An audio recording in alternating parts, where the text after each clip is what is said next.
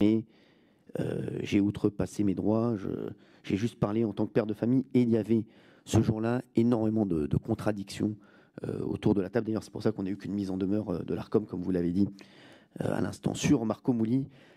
Alors, Marco Mouli, je me souviens peu de l'affaire, mais je vais essayer de vous répondre. Marco Mouli,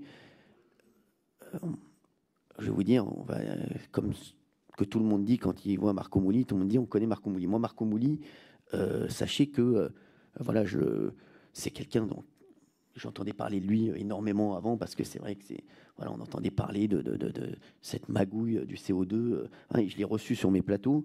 Et c'est vrai que voilà, il fait le show sur le plateau. Il avait son documentaire sur Netflix qui avait cartonné. Et il a parlé de cette histoire de député. Sachez que c'était plus de la vanne, je vous jure, quand je lui demandais de qui il parlait, etc. Et sachez que j'aimerais bien vous donner les noms, mais je ne les connais pas.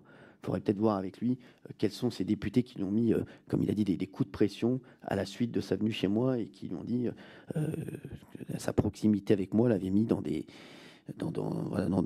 sales draps. Enfin, voilà. Mais voilà, Marco Mouli aujourd'hui, voilà, il est venu vraiment pour faire la promo de son documentaire Netflix à l'époque sur les affaires judiciaires. C'est vrai qu'on traite beaucoup d'affaires judiciaires dans l'émission, parce que ça intéresse énormément les Français. On s'en est rendu compte, et moi, vous savez, quand je construis une émission, madame, je pense aussi aux sujets qui m'intéressent. Et c'est vrai que moi, je suis passionné par plusieurs choses, comme je vous l'ai dit tout à l'heure, par le sport, par la télévision, par la politique, et par aussi les affaires criminelles. Et j'ai tendance à mettre souvent à la place des victimes. Et on a Michel Marie, qui est quelqu'un du Nouveau Détective, qui est un journaliste qui vient souvent nous raconter des histoires, qui est reconnu et qui, derrière, intervient dans plusieurs chaînes, à part la nôtre.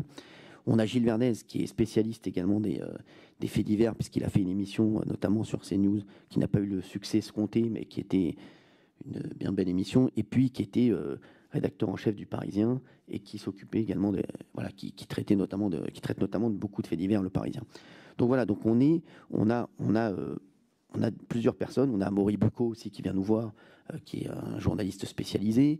On a beaucoup de journalistes qui sont spécialisés dans les faits divers, des avocats. On a très souvent des avocats en plateau.